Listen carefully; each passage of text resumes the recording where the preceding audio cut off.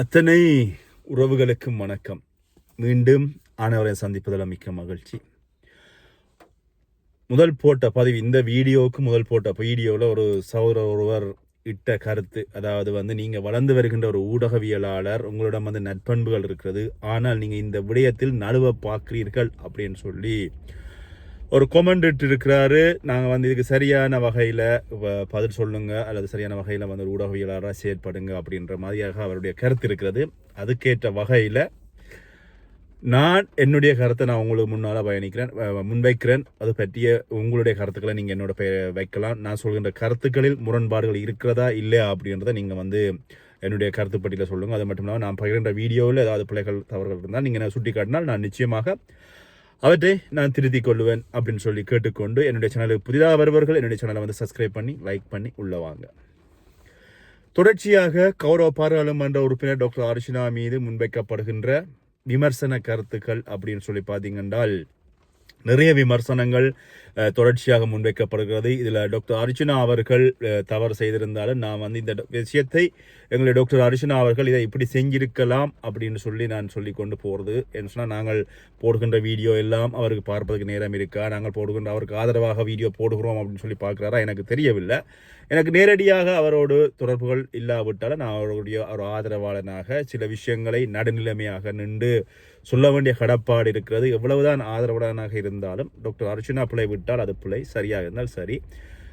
அதுதான் ஒரு ஊடகமாக நாங்கள் பயணிக்கிற எல்லாருக்கும் இருக்கின்ற ஒரு நற்பண்புகள். அந்த வகையில் டாக்டர் அர்ச்சனா அவர்களுடைய கார் பழுதாகிய விடயம் நேற்று புறக்கோட்டை பகுதியில் இடம்பெற்றிருந்தது. இது சம்பந்தமாக அவர் தன்னுடைய பகுதி விளக்கத்தை விளங்கப்படுத்தினார். ஒரு ஊடகம் ஒன்று இது சம்பந்தமாக தவறான கருத்தொன்றை முன்வைத்து விட்டது அப்படி என்று சொல்லியும், போலீசாரை மோடையா அப்படின்னு சொல்லி பேசியதாக டாக்டர் அர்ச்சனா சொன்னார் அப்படி என்று சொல்லியும் அந்த ஊடகத்தை செய்தி நேற்று மாலை வெளியாக இருந்தது. அதுக்கு மறுத்து டாக்டர் அர்ச்சனா நடந்த விடயங்களை தெளிவாக சொல்லியிருந்தார். நாங்களும் அதன் அடிப்படையில் நாங்கள் 2 பக்க ஊடகங்கள், அதாவது டாக்டர் அர்ச்சனா அவருடைய கருத்தை என்ன சொல்கிறார் அப்படின்னு சொல்லியும், ஊடகங்களில் என்ன விஷயம் வெளியில் வருகிறது அப்படின்னு சொல்லியும் பார்த்து தெரிஞ்சு நம்மளுடைய ஒரு மனச்சாட்சியின்படி நம்ம ஒரு கருத்தை முன்வைக்கிறோம்.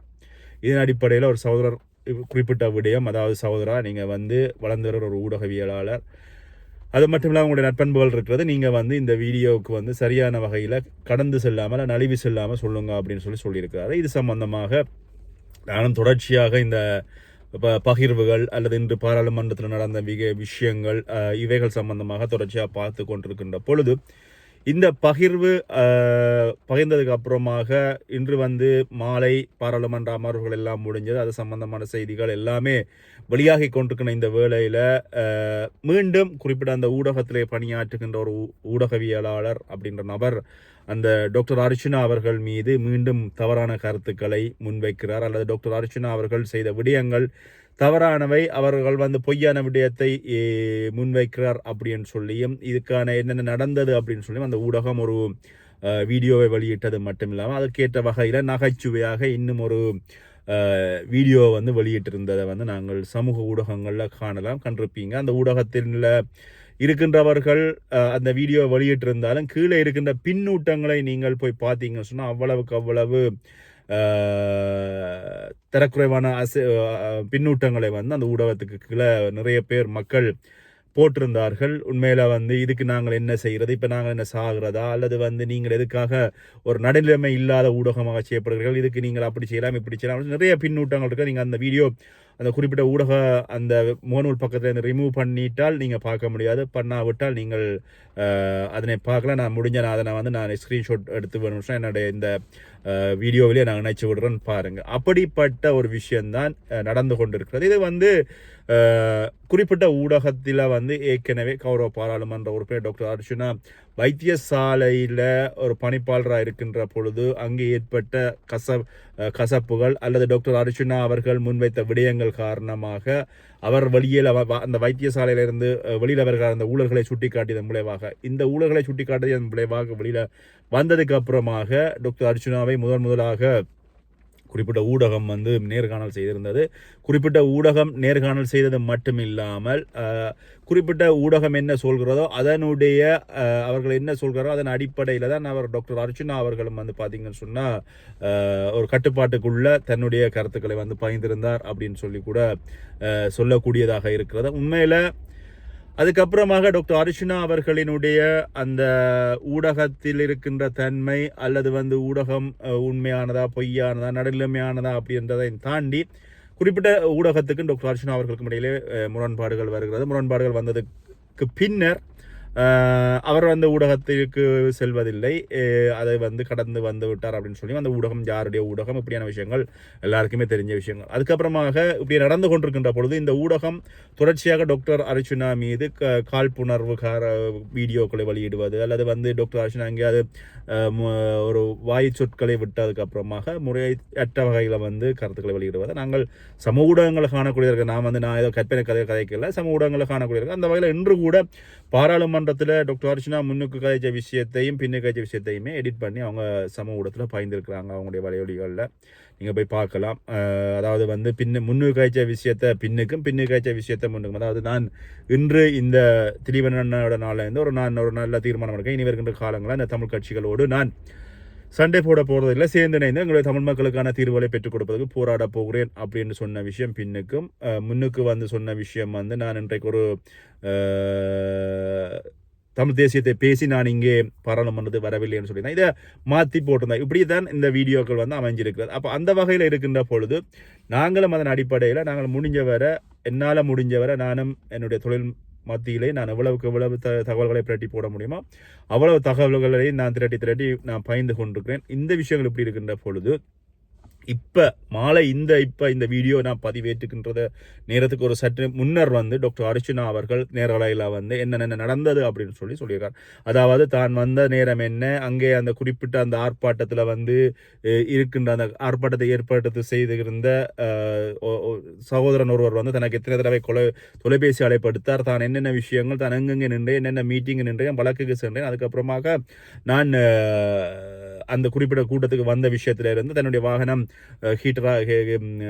ரேடியேட்டர் ஹீட் ஆகின விஷயத்திலிருந்து எல்லா விஷயத்தையும் வந்து அவர் நேரில் சொன்னது மட்டும் இல்லாமல் இந்த வீடியோ, அதாவது டாக்டர் அர்ச்சுனா மீது அவதூறு பரப்புகின்ற இன்று வீடியோ வெளியிட்ட அந்த நபர்கள் வந்து பார்த்தீங்கன்னு சொன்னால் ஒரு கட்சியினுடைய நபர்கள் அப்படின்ற விஷயம், உள்ளூராட்சி சபை தேர்தலில் அவர் போட்டியிட்டார் அப்படின்னு சொல்லியும் ஏற்கனவே நேற்றைய கூட்டத்தொடரில் வந்து சாணக்கியன் அவர்கள் வந்திருந்த விஷயத்தை வந்து அந்த அவர்கள் போட்ட வீடியோவில் வந்து தெளிவாக சொல்லியிருக்கிறதையும் வந்து நாங்கள் காணக்கூடியிருக்கோம். அதன் அடிப்படையில் டாக்டர் அர்ச்சுனா அவர்களும் வந்து அதை வந்து யாரால் அப்படின்ற விஷயங்கள் எல்லாமே அந்த புகைப்படங்கள் எல்லாமே எடுத்து அவருடைய முகநூல்ல போட்டுக்க நீங்கள் யாராவது போய் பார்க்கலாம். உண்மை என்ன, உண்மை தன்மை என்ன அப்படின்றத வந்து பார்க்கலாம்.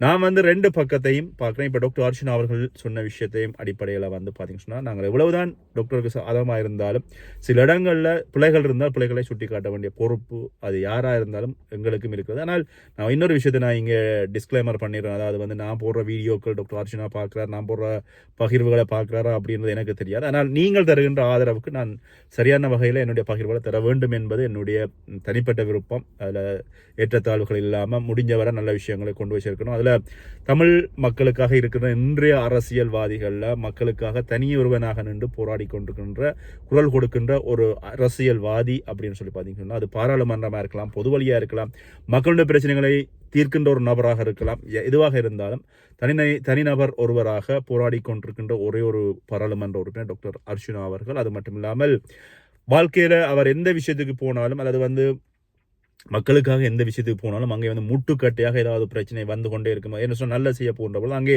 தீமை செய்பவர்கள் அவர் மீது வன்மத்தை கக்குகின்றது அல்லது அவர் மீது எதிர்ப்பை காட்டுகின்ற பொழுது அது பிரச்சனையாகி விடுகின்றது. இவரும் வந்து நீதியான வழியில் போகிறார் அல்ல நேர்மையான வழியில் போகிறேன்ன்றதுக்காக டக்குன்னு வந்து அந்த இடங்களில் வந்து சில நேரங்களில் வந்து கோவப்படுகின்ற பொழுது அது பெரிய ஒரு பிரச்சனையாக கிளம்பி விடுறோம். அந்த வகையில் இருக்கின்றதான் இந்த பிரச்சனை. அந்த வகையில் என்னுடைய கருத்தின்படி நான் வந்து ரெண்டு பக்க நியாயத்தின் இந்த சொல்லியிருந்தேன் முதல் வீடியோவில். அதனால் முடிஞ்சவரை நான் என்னுடைய பகிர்வுகள் சரியான வகையில் தர பார்க்குறேன். ஏதாவது தவறுகள் இருக்கின்ற வகையில் நீங்கள் யார் வேணுமென்றாலும் எனக்கு கமெண்ட் பண்ணுங்கள். சகோதரா நீங்கள் போடுகின்ற கருத்து பிள்ளை தம்பியோ அண்ணாவோ ஏதோ உங்கள் சகோதரமே நீங்கள் வந்து போடுற கருத்து பிள்ளை அப்படின்னு சொல்லி நீங்கள் யாராவது குறிப்பிடுகின்ற பட்சத்தில் நான் அதை சம்பந்தமாக நான் பார்ப்பேன். சரி, நான் சரியான வகையில் சொல்லலையா, பிள்ளையான வகையில் வந்து ஒரு கருத்தை நான் சொல்லியிருக்கிறேன் அப்படின்றத முலாய்வு செய்வேன் அப்படின்றதுல வந்து எந்த மாற்று கருத்தும் இல்லை அப்படின்றதையும் இந்த வீடியோவில் உறுதியாக சொல்லிக்கொண்டு, இது சம்பந்தமாக உண்மையில எதுவாக இருந்தாலும் 2 பேருக்கு இடையில் ஒரு பிரச்சனை போகிறது அப்படின்னு சொன்னால் அது குடும்பமாக இருக்கலாம், ஒரு நிறுவனமாக இருக்கலாம். நான் ஏற்கனவே வேறு வீடியோகள்லையும் சொல்லிக்கிறேன், நிறுவனமாக இருக்கலாம், வேறு இடங்களாக இருக்கலாம். அது அந்த 2 பேருமே ஒரு தொலைபேசி அழைப்பினூடாகவோ அல்லது வந்து ஒரு நேரடியாக ஒரு இடத்துல ஒரு சந்தித்தோ அந்த பிரச்சனையை வந்து இலகுவாக தீர்த்து விட்டு அந்த பிரச்சனை இலகுவாக முடிந்துவிடும்.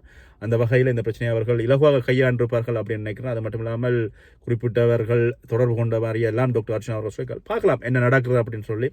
மீண்டும் இன்னொரு வீடியோ சந்திக்கிறேன். நன்றி, வணக்கம்.